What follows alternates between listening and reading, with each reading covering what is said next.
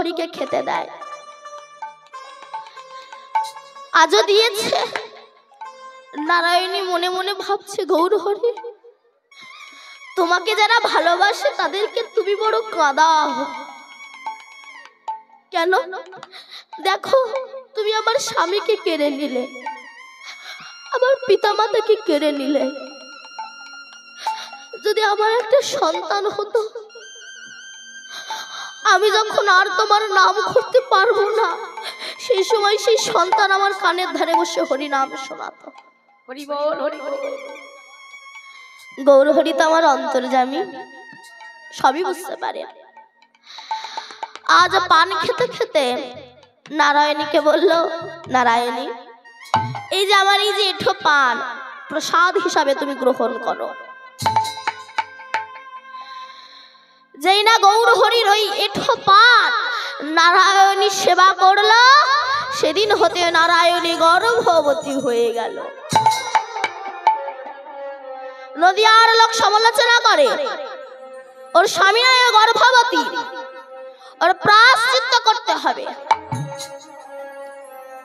কিভাবে? নদিয়ার ব্রাহ্মণ সমাজ শ্রীবাস পণ্ডিতকে ডেকে বলছে, শ্রীবাস তোমার ভাইজি নারায়ণীর কি হয়েছে জানো? কি হয়েছে? ও গর্ভবতী, ওর স্বামী নাই, ও গর্ভবতী হলো কি করে? প্রায়শ্চিত্ত করতে হবে। কিভাবে?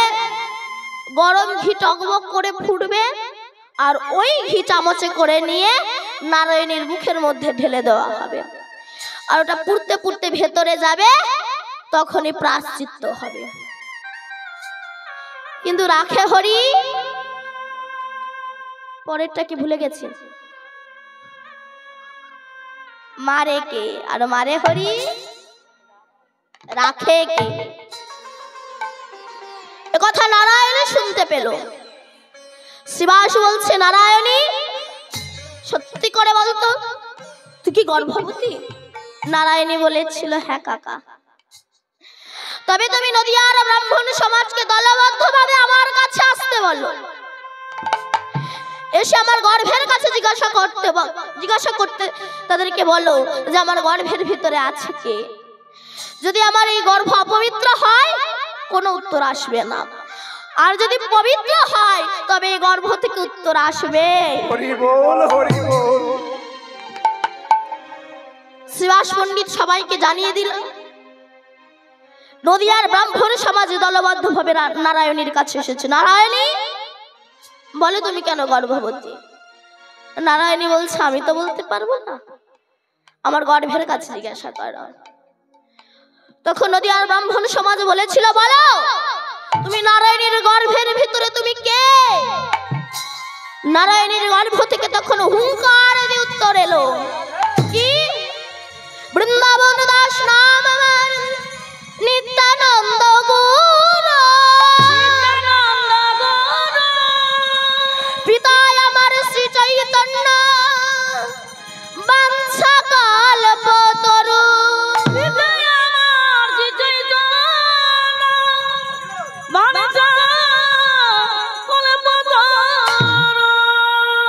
শোনো,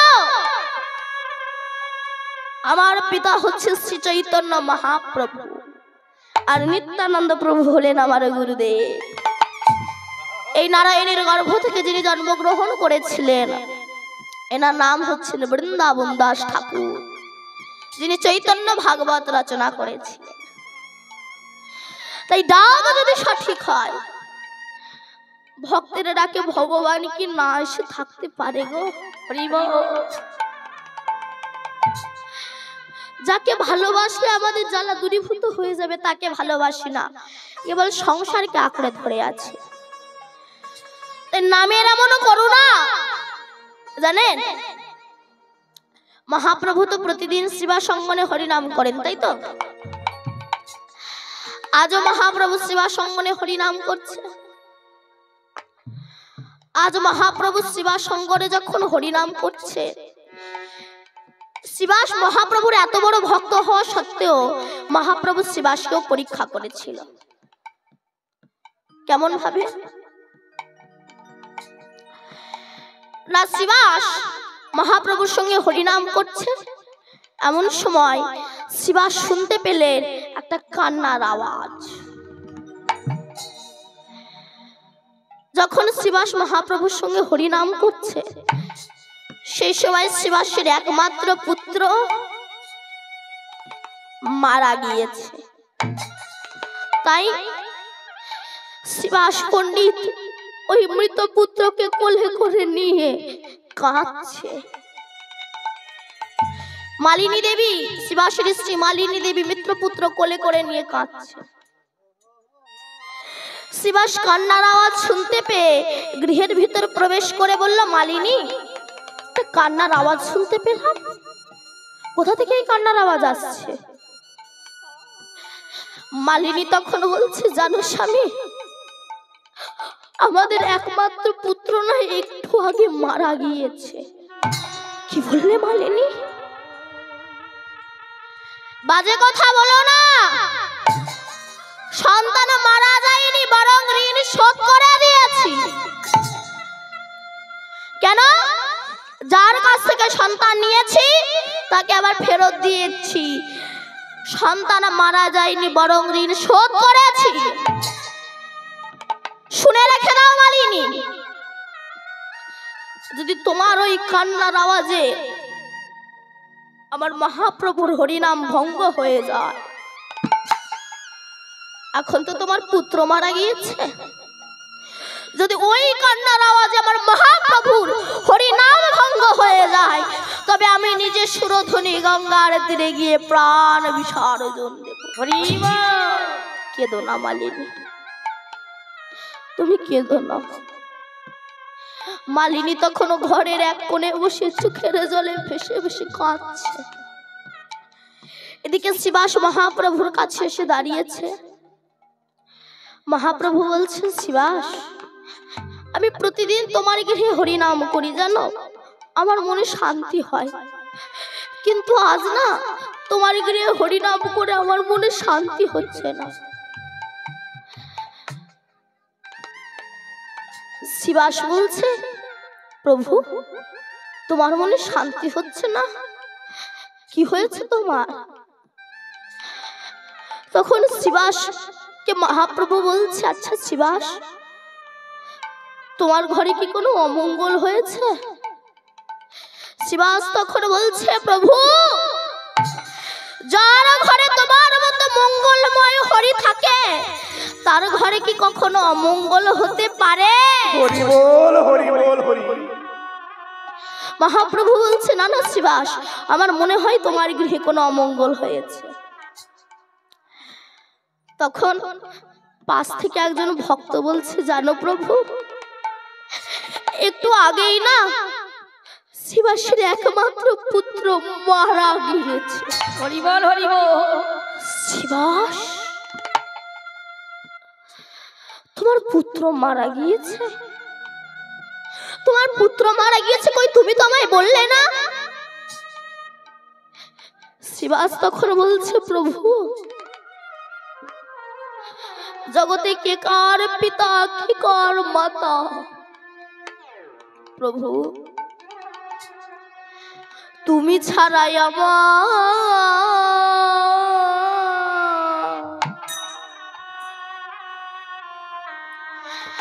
আরে কে আছে? ওগো দয়াময়,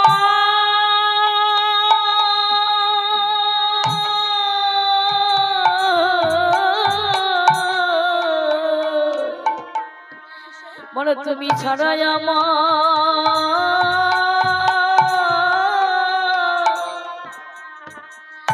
বলো আরে কে মা, আরে কে আছে?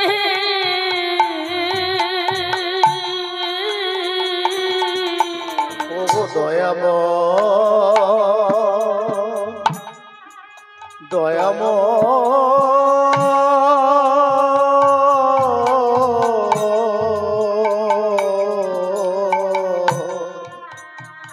তুমি ছাড়াই আমার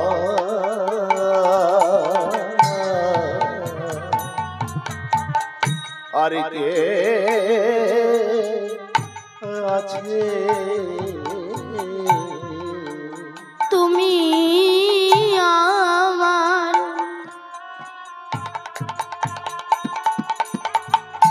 পিতা মাতা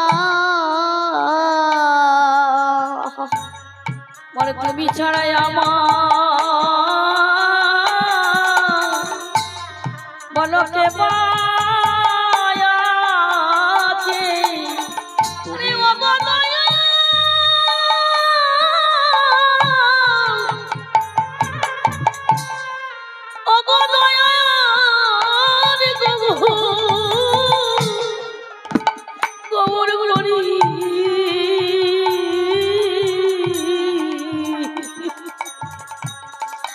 তুমি ছাড়াই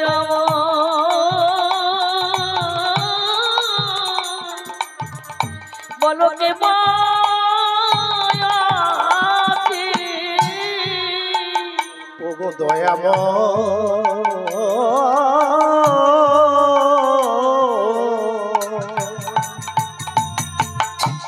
দয়াময়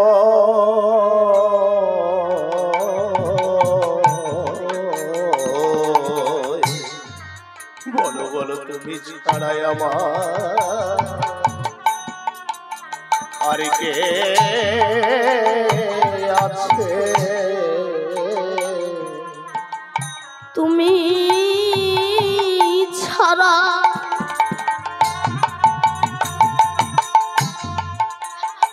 আমার আর কে আছে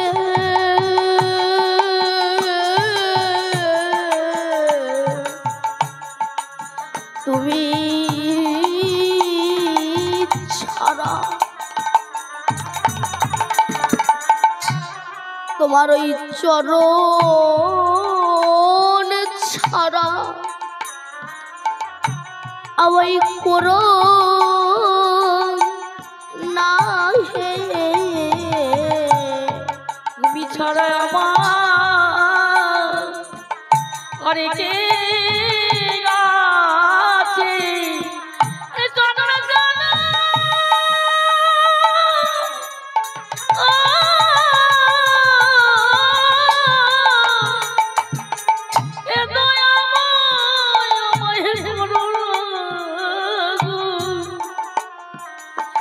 তুমি চরণ ছাড়াই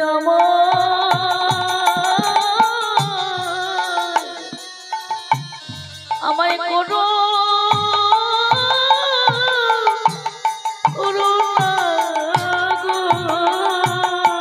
আমি দাস হওয়ার আমি যোগ্য নই হে রাধে রাধে আমায় চরণ ছাড়া করো না হে দয়াময় তোমার দাস হওয়া যোগ্য নয় গে আমি চরণ ছাড়া কোনো না গো সবার যোগ্য নই গো চরণ ছাড়া করো না গো আমায় অনুগতম করে রেখো চরণ ছাড়া করো না তোমার গণগত আমায় করে নাও গো চরণ ছাড়া করো না গো অনুগত করে নাও গো চরণ ছাড়া করো না গো আমায় অনুগত করে নাও আরে চরণ ছাড়া করো না গো আমায় অনুগত করে নাও হে চরণ ছাড়া করো না আমায় অনুগত করে নাও হে চরণ ছাড়া করো না গো তুমি ছাড়াই আমার আরে কে আছে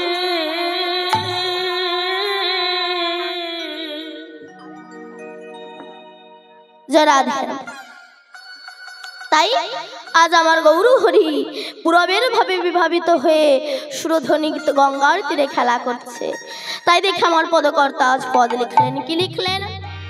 খেলায় বি নদ খেলা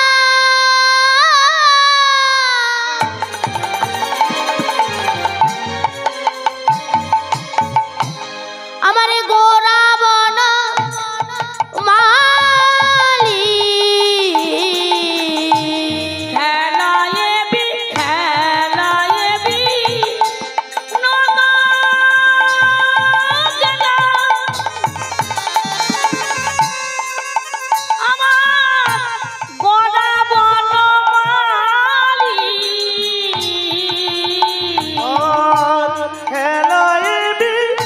দো খেলা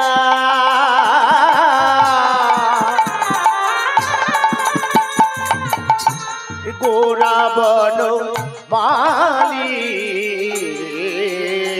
আর পুলি নবী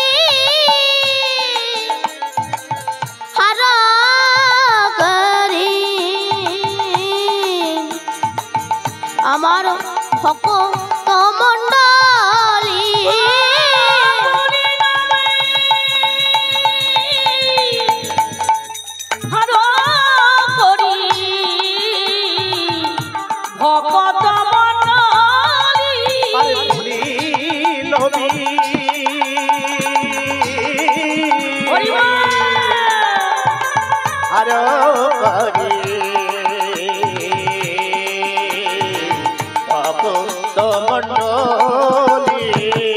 বলি ওই তো আমার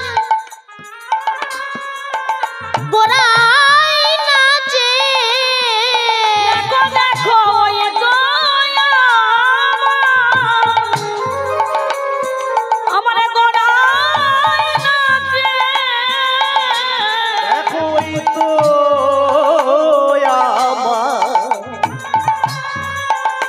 ওই গোরাই নাচে আমার সুরধ্বনি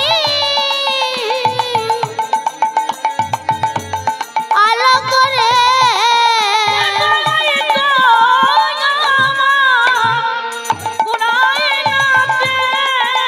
ওই সুরধ্বনি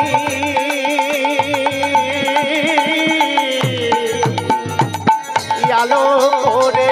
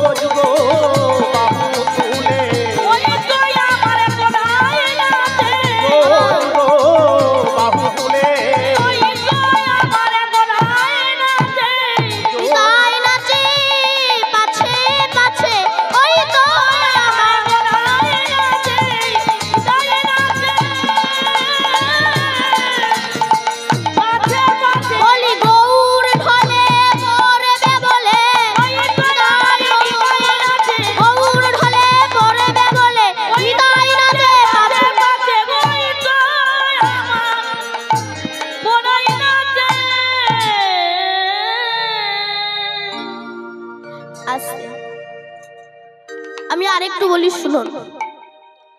যখন রামচন্দ্র পিতৃসত্য পালন করার জন্য বনবাসে গিয়েছিল, সেই সময় রামের স্ত্রী নাম কি? রামচন্দ্রের স্ত্রীর নাম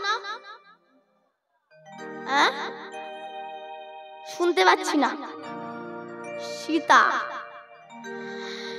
সীতা রামচন্দ্রকে বলেছিল, স্বামী তুমি তো বনবাসে যাচ্ছ, ওখানে তোমার কত কষ্ট হবে, আর আমি তোমার স্ত্রী হয়ে রাজ পালঙ্কের ওপর শোব, রাজভোগ গ্রহণ করব, রাজ সিংহাসনে বসবো, অমন স্ত্রী আমি হতে চাই না। আমিও তোমার সঙ্গে বনবাসে যাব। পারবেন এমন স্ত্রী হতে? পারবেন? এখন তো এসি কিনে না দিলে ঝগড়া করে, আমার এসি কিনে দাও না। সবার ঘরে এসি আছে, শুধু আমার ঘরেই নেই। আমার মোবাইল কিনে দাও না, আমার ওয়াশিং মেশিন কিনে দাও না, আমার ফ্রিজ কিনে দাও না, বাড়ি মাথায় করে তোলে। কিন্তু এ তো সেই স্ত্রী নয়। কেন? শাস্ত্রে বলছে সংসার সুখের হয় পুরুষের গুণে, রমণীর গুণে। রমণীর গুণে তো সংসার সুখের হয়। বলুন রমণীর কোন গুণের দ্বারা সংসার সুখের হয়? কোন গুণের দ্বারা সংসার সুখের হয়? আমাদের শাস্ত্রে দুটো নমুনা দেওয়া আছে। কি? একটা হচ্ছে পত্নী আর একটা হলো পেতনি, তাই তো? তা পত্নী আর পেতনিটা কেমন আমার বলার দরকার নেই, আপনারা নিশ্চয়ই জানেন। আমি ছোট করে বলছি, শুনুন। পেতনি কাকে বলে? আগে একজনের স্বামী অল্প রোজগার করে, কাজে বেরিয়ে যাচ্ছে, তুলসী গাছে জল দিয়ে তার বউ বেরিয়ে এসেছে। শোনো, বাড়ি আসার সময় যদি আমার জন্য জামা এই শাড়ি গয়না না আনো, তবে তুমি যদি না আনতে পারো তবে তোমার আর ঢোকার কোনো প্রয়োজন নাই। আমরা বিয়ে করে এনেছো, একটা জামদানি আমদানি শাড়ি দিতে পারো না, আবার বড় বড় কথা।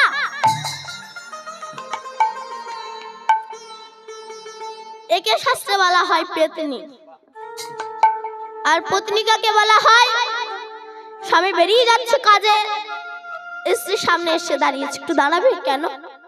তুলসী গাছের মাটিটা স্বামীর কপালে দিয়ে বলছে, স্বামী তুমি কাজে যাচ্ছ যাও, কিন্তু কথা দাও তুমি যেন কাউকে ঠকিয়ে অসৎ উপায়ে আয় করো না। কেন? আমার শাড়ি গহনা দরকার নাই, শুধু কৃষ্ণ বলে কাঁদবো। তুমি যেন কাউকে ঠকিও না। কেন? ঠকালে ঠকতে হয়, কাঁদালে কাঁদতে হবে। তুমি যেন কাউকে ঠকিও না। শাস্ত্রে একে বলা হয় পত্নী। তাই সীতা বলছে, আমি রাজভোগ গ্রহণ করব, অমন স্ত্রী আমি হতে চাই না, আমিও তোমার সঙ্গে বনবাসে যাব। আপন ভাই লক্ষণ সে বলেছিল, দাদা তুমি তো বনবাসে যাচ্ছ, ওখানে তোমার কষ্ট হবে, আর আমি তোমার ভাই হয়ে রাজ পালঙ্কের উপর শোব। আমার ভাই আমি হতে চাই না, আমিও তোমার সঙ্গে বনবাসে যাব। রাম বলল, আমি অনুমতি দিতে পারবো না।